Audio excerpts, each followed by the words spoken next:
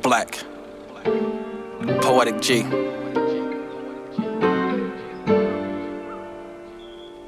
Beautiful love always carries knowledge.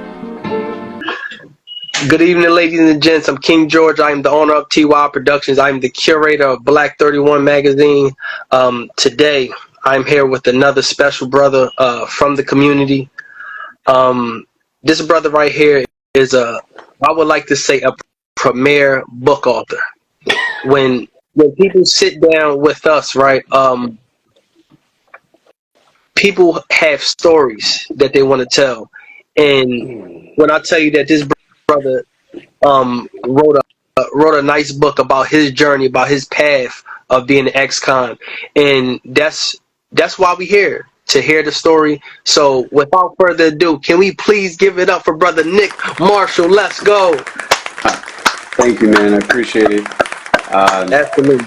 The past 26 years have been a journey. It's been an interesting journey.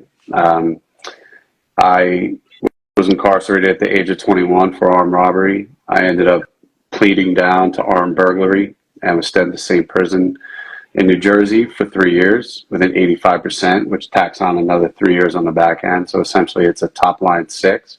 And it was a journey. And after the fact, I came to New York with no friends that weren't criminals, and I went after my passion of being an actor and a writer, and at that same time put myself through school by working hospitality jobs, and eventually got to a point where I was working very high level hospitality jobs in New York. Absolutely, brother. Wow. Well, first and foremost, what I definitely want to talk about, I want to start from the beginning of the journey. I'm gonna be honest with you, man. Okay. And most importantly, the beginning of incarceration. What was that time spending incarcerated like, and what did you dislike the most about that time? That's a good question.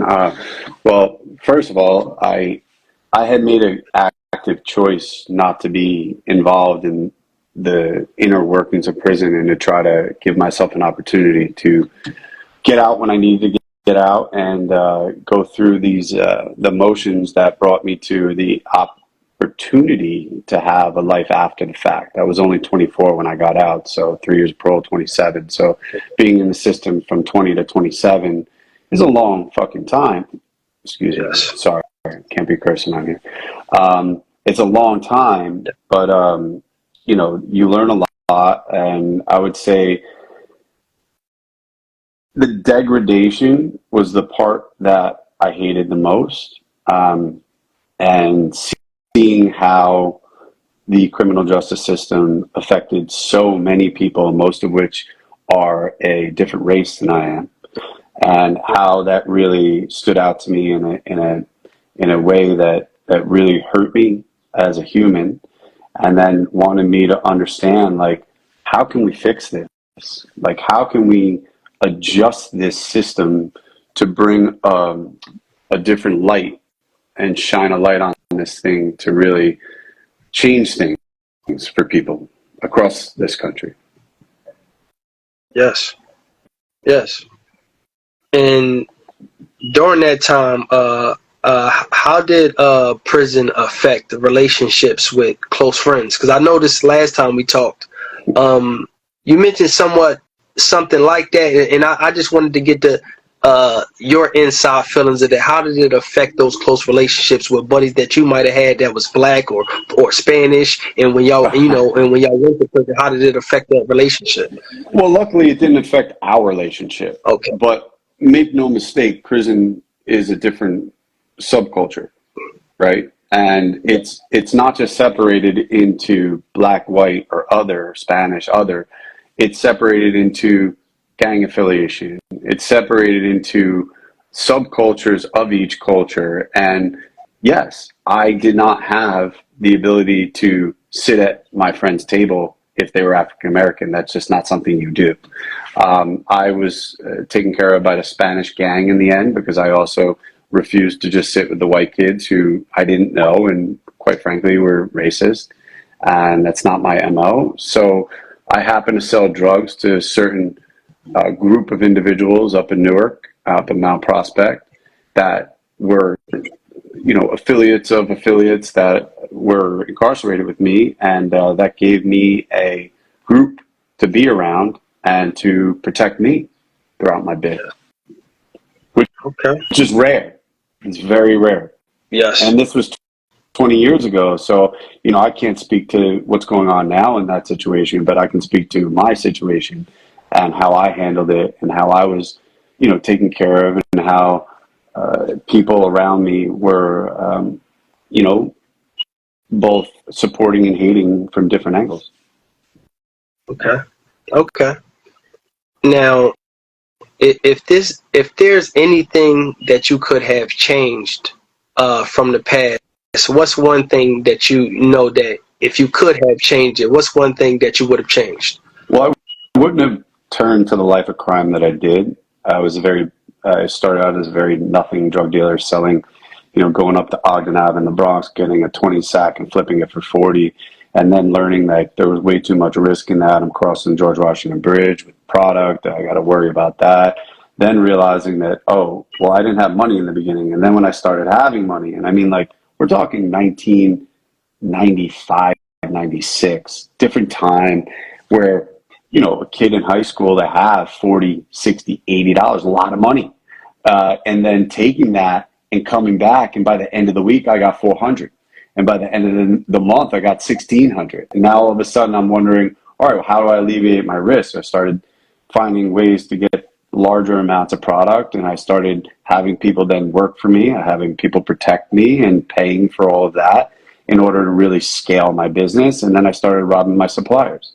And, that's how I kind of got into all this. And if you ask me what I would do differently, which was your question, I'd do it all differently. I would have gone for the books and the education, because no matter how much money you make in these games, if you spend the time to educate yourself, if you spend the time working shitty, menial jobs that are paying you minimum wage, your long-term money is the same when you look at your loss of life and loss of income.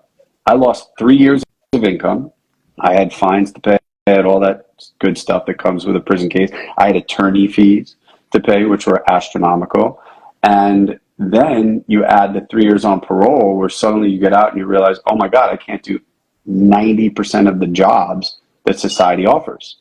I can't get a real estate license. I can't work for communities. I can't work for the state. I can't work for the federal government. I can't, in multiple ways. I can't trade stocks, bonds, and equities. What am I going to do? All right, I could be a lawyer, but even that is a challenge in and of itself. There was you couldn't just go past the bar tomorrow. There was ways that you had to navigate that in order to get out and be able to even take the bar. So I think the biggest thing I want to focus on for the youth out there, for the people who may be going down the wrong path, is that at the end of the day, your parents are right, and most parents are saying, don't do it.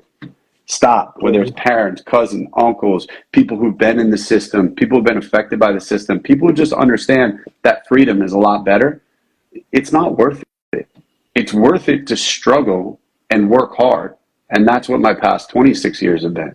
Struggling and working hard with all of that behind me. And if I had to do this over 30 years ago, I wouldn't have any of this nonsense on me other than a diploma from high school, maybe a college degree, maybe an associate's degree, maybe I went to a trade school.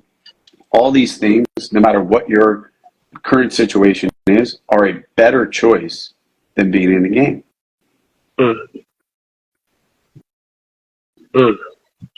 I respect it. I respect that so much, brother. I respect that. I got a beautiful question for you, right? What was one of the most important things that you learned from prison? There's a lot. Respect. In prison, there's a whole different system. Like, you reach over someone's food tray, you can get beat. You disrespect someone in a way that you think isn't disrespectful, you can get beat. So it's a culture of everyone's stripped down. There's no money, there's no status, it's literally naked men and strength, right? Because all you have over you is prison issue jumpsuit and bobos or work boots. That's it. That's all you got. Everyone has the same thing. No one's better than anyone else. So then it becomes the survival of the fittest. So I think, when I look back at what I learned is we're all human, and we all have to survive, and we all have to figure out what's next for us. And, if I want to take that one step further, I learned a lot of other things too. I learned that, I'll never forget the day I'm sitting there at a bunk in a new pod, a new portion of a prison, and I put my shit away, and I'm sitting there and just doing my own thing, and this kid next to me is just kind of this cool cat, right? Light-skinned black dude, good looking, just sitting there laying on his bed, chilling, reading a book. And I'm like, yo, what's up? How are you? Hey, what's over you? We get to talking, and everyone asks each other their charges. And he was like, what you down for? I was like, armed robbery, because I always said that, never the armed burglary plea. And they're like, oh, damn. What I got a lot of times was a white boy in for some shit. And I was like, yeah. What about you? He was like, bag of coke. I was like, what? He was like, bag of coke. I was like, come on, man. And what I came to realize and learn, he wasn't the 100th person over the 3 years I was there that I had met in a similar situation. Because of the way the system is set up and the way our criminal justice system works and how negatively it impacts inner city and underprivileged people of every race and gender. But it really hit me hard, and I was like, damn, I was facing 25 years, and I got 3 with an 85, so 6. Mm-hmm. This kid sitting here doing a 3 top line for a bag coke. And I think of how many people I know that are successful that use drugs in that manner that would never find themselves in that level of trouble for holding a bag of coke. And it just really, really, shed my light on what I wanted my life to be upon getting out, and how the focus wanted to be shining light on this and trying to help people who may not have been in the same position as me from the family background, because I was a very middle class family. And then I had opportunities that I squandered. And not everyone has those opportunities. So I wanted to be real with that and just say, it hurt me in a way that I previously didn't have the true understanding of. Okay. Wow. And now growing up, you grew up on New York streets? No. I went to New York streets. I went to Patterson and Passaic. I went to Newark. Okay. I went to these places where I felt, a kinship at that time due to who I was friends with, how I was, what musical genre I was listening to, how I deemed myself to be, and what the game was and what all that was. And then I brought it back to the suburbs selling it. Okay. So I made all my money through that, but I made I went through my rite of passage through the other element. And yes. And that's a confusing thing, looking back, it's not as simple, cut and dry. It's like, well, why would you do that? Well, that's where we could buy the drugs. That's where, we could do some dirt. That's where we could knock someone off and get some money, and really no one cares. That's what we thought, Yeah. So, that's really what I went through in that age. And, it was an interesting thing. And as I said to you, my co-defendants were, my 2 main co-defendants who were my boys and ran with, were Black and Spanish. And others that I ran with were also African-American and didn't get caught up in the same shit. And, it was kind of fucking weird, to have gone through this situation. And poor decision-making on my part, right? I took on an ego and a sense of self-worth that was undeserved. I respect that. I respect that, man. It take a lot of courage to let the people know, the thing that you've been through, and to speak in such a way to say, hey, this is not the right path to go. I've done this, and that's what we need, man. We need a whole lot more of that in the community, because people need to be upfront about the mistakes they made. Yeah, and thank you. And like, I understand I'm not the best mouthpiece for this, for the community per se, right? I get that. But to shine light on it and be here with someone like yourself who is trying to be a mouthpiece for the community, I feel like I can tell my story and my thought process, and maybe that helps someone, even if it helps one kid be like, you know what? Because here's a good example I've used on some of these interviews and podcasts. Like, all right, you say I made, call it $100,000 in a year selling drugs. A lot of money at the age of 17, 18. But then I lost 3 years of my life, and I lost legal fees, and I lost the human touch. I lost relationships. I lost family. I lost friends. I lost everything, right? So when you amortize that $100,000 that I was so egotistical about getting, and I'm just using this as a round example at that age, at that time, very big amount of money back then. It was actually more, but I'm just using it as that number. Was it worth the next 3 years? Because if I had just worked at Starbucks, at a gas station, at a department store, at any menial job as I'm going through school and trying to get my education to be better, I would have made 30, 40, 50,000 maybe, just being real, just being an honest citizen, and have no trouble to deal with. So I think that was like a big thing for me is really putting that in perspective when I talk to people who are younger, who may be going down a different path, and say to them, like, listen, I know this seems like the right thing to do. I know this seems like quick money. I know this seems like power. I know this seems like respect. All these things that people say when they go down these lines. But what happens when? And I promise you, there's only two routes that you're going to go: prison or death. Yep. So you're either going to go to prison, rehab yourself, come out, change your life, and you've missed everything that we've just discussed in my life, or you're going to die. You're going to get caught up in violence and guns and things that you have no control over, and that happen every day. So my advice and what I learned most is go to school, get an education, read a book, go to a library. It doesn't cost you anything to go to a library. And knowledge is power. That's what the real power is knowledge. And then the rest will follow: money, success. But if you have knowledge, you can gain all the other things. That's true. That's the truth. That's the truth, brother. I really want to dive into the writing of the book, and ex-cons path from prison to prosperity. Now I know somewhat we are. This whole conversation been about this, but but when did you decide to have the thoughts in your mind to say, you know what, I'm gonna write this down now. I want to make it into a book.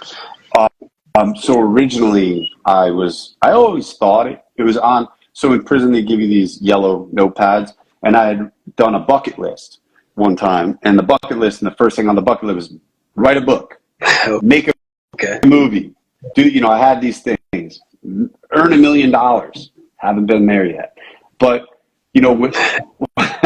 but what I did was I tried to give myself real, potentially non-achievable goals as a bucket list. Like, oh, this is what I do before I die. If I could get this done before I die. And then what happened was, over the years, about 3 years out, I went through a breakup, my first real breakup, that crushed me. And the only way I felt catharsis was through writing. So I started to just write my whole life, write everything I felt, write everything I've been through. And at one point I had like a 700-page book, including prison stuff, including this. It took about 12 years. I'm not joking. 12 years to do that.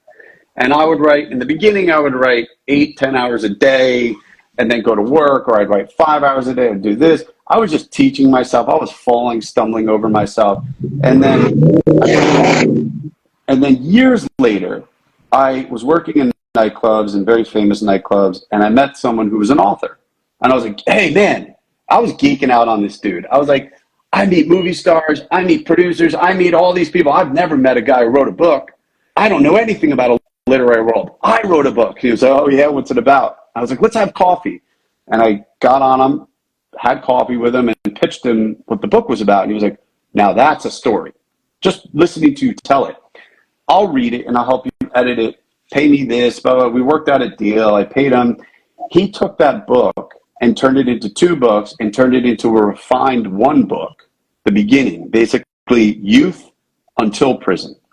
And the idea was to write 3 books, 3-part series, because monetization of novels, you know, if you have parts and the first part hits, the second 2 you've already worked on, and you can just touch up and fix up later, and you can make real money.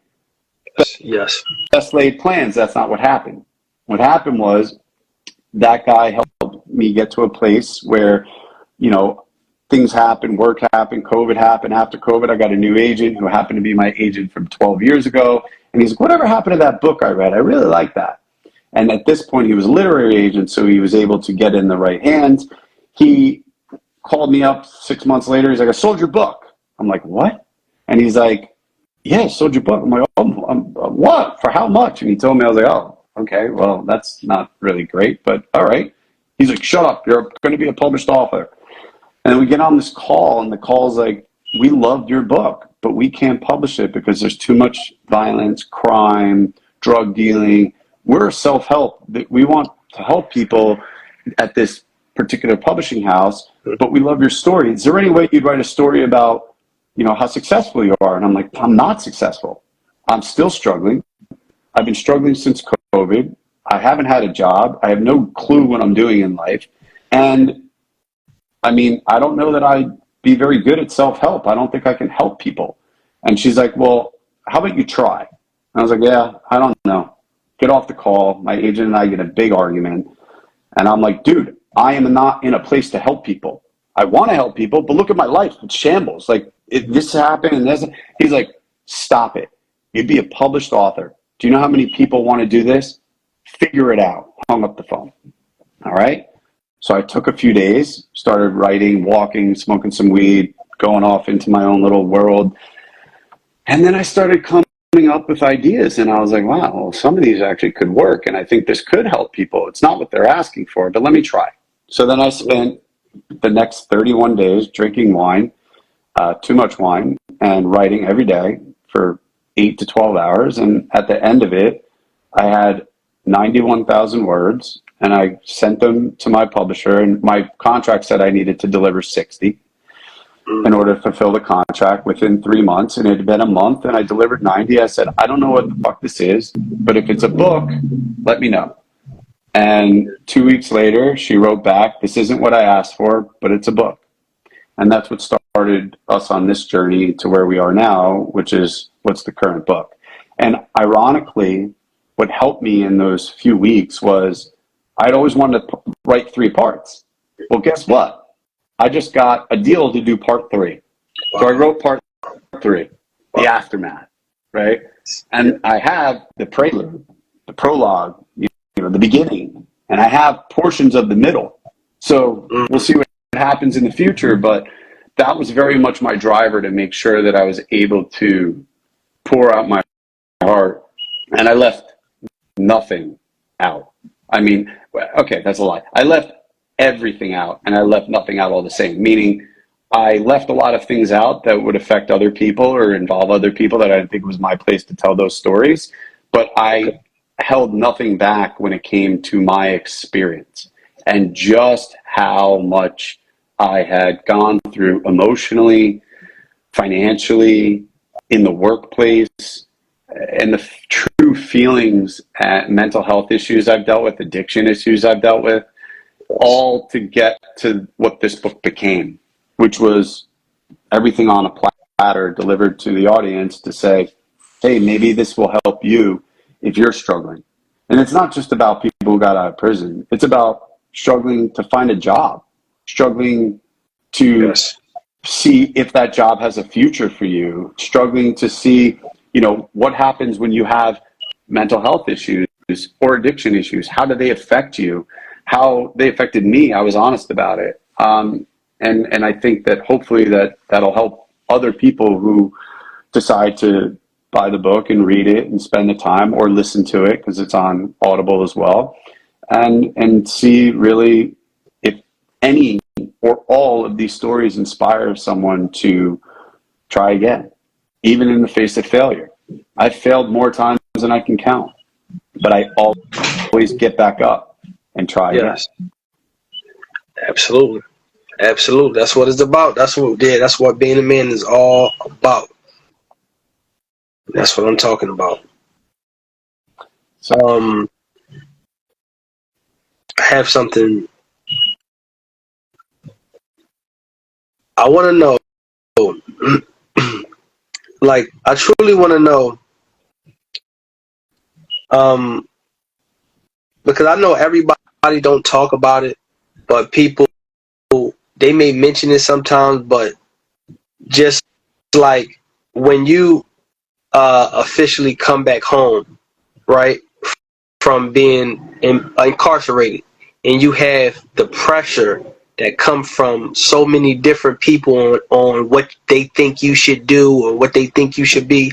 How should you handle that, and how does all of them outside voices impact your mental health, and how do you keep that mental health stable? all right, that's a great question. I talk about this in the book a lot. So Yeah. the first thing is you got the system hovering over. If you have parole, they own you, right? I remember sitting in front of parole. I was like, what are you going to do? I was like, I want to go back to school. I want to get an education. I was in my first year of college. I could go back. He was like, no, stop all that shit. He's like, you need a job. I was like, what? He's like, you can't be running out here without a job. You need a W-2. I don't give a fuck whether you're separating glass at a glass factory or whether you're doing, working at a movie theater. You need a job. And until you get a job, we're not good. So you got 60 days to get a job with pay stubs, legit. Then we can talk about education. Then we can talk about this. So automatically you're thrown. You're like, whoa. Then you look at like family stuff like you're alluding to, right? Oh, you should go do this. Oh, you should go do this. Think about what you want to do. Think about what your dreams are. Look, you want to be professional XYZ? Figure it out. There's a way forward, but right now, all you have to be is someone's employee to get there, because your parole officer only cares about your W-2s. Now, for me, I basically worked all night until midnight or 1, drove an hour and a half back to New Jersey, got home at anywhere from 1, 2, or 3 in the morning, went to sleep for 4 to 5 hours, got up and had my day job for 6 hours until it killed me. After 3 months of that, I barely even lasted 3 months with that schedule. But then what I did was I got rid of the day job, and my day job became putting myself through acting school. And that was less hours than a strict 8-hour day, but it was still 3 hours here, 2 hours here, 1 hour there every day, in addition to going to work from 4 to 12 or 1 in the morning as a server or then a bartender. Then I had a commuting time on because I was on parole. I wasn't allowed. I got a pass to go work in New York City because I pushed for it, and I had a job waiting for me there. So I was able to get the bureaucracy to acquiesce and allow me to have that. But I worked for that. I hustled to try to get those angles. Who's going to get me a job? If it's not you, all right, let me drop resumes. Let me do this. Let me do that. It was a constant hustle. Originally, you wanted to call the book something hustle, and I was like, I'm not Jay-Z, bro. Like, you can't knock the hustle. Like, I don't want to take that word. There's only one J. And it just seemed weird. So that's why we eventually found on Try Again, because, I've tried and failed so many times that I felt it was best to just point out to people that failure can be a positive thing. Failure in attempt is not bad. Failure in, having something, losing something, not bad. Not trying, saying I don't give a fuck, saying I can't do that, that's failure. because no one cannot do what they want to do. Anyone can do what they want to do. They just have to work towards it. They may not be the best at the end of the day. They may be mediocre, but being mediocre, doing something you want to do and achieving that coming from less than mediocre is beautiful. Yeah. So I'm a strong proponent of work ethic and not blaming other people, not blaming the system, not blaming, really actually going out and working so hard that no isn't an answer. It's just finding another door. Yes. Yes. Yes. Man, powerful answers, man. I'm loving it. How powerful is addiction? That stuff is tough, man. I can fortunately say that I have a different relationship with addiction than some individuals. I have the ability to go cold turkey, and I have proven that and done it with a variety of drugs, like many, over the years. I still definitely struggle with my alcohol intake, and I would like to, I'm sure anyone in the program would just be like, bro, just admit you're an addict. It's like, yeah, I am admitting it. But I'm also saying that I have a different level of control. I can go out and have 2 beers and come home. I don't wake up on a side of a road someplace. But do I have, issues in the sense of like where I lean on it sometimes? Had a rough day at work, want to have a scotch. Like that is my level of addiction. Now, luckily, I don't do hard drugs anymore, so I'm proud of that, and I've worked very hard to stay away from that. But I think addiction is such a real thing. Everyone deals in it in a different way, and everyone has a breaking point. And yes. I think that we all deal with it in a different way, but it's very real. It's very sad, and my heart goes out to anyone who's dealing with that and the struggles that some people think addiction is like, oh, they can't get up, they can't get out of bed. There's functional addiction. I could probably say that I'm part of the functional addiction in certain ways, but I will say that I fight every day to be better. And to me, it's almost like I like the challenge of waking up and being like, all right, today this is what I'm going to do. And I do it. And it's like, all right, won today. What about tomorrow? Oh, I won. I did this. And it's an active, and I know, and I do not say this with any flippancy, that anyone who struggles with addiction would look at me and say, you're bullshitting yourself. And in many ways I am. But I'm still working through my stuff. And I'm going to get to the finish line. And I have gotten to many finish lines along the way. But I think it's a very real thing, and I don't put it lightly on anyone who has to deal with it. I also don't think we should imprison the people that are addicted. I think we should have programs that don't put them in jails and prisons and then make them worse and more of a criminal than what they may have been put in for in the beginning. Yeah, absolutely.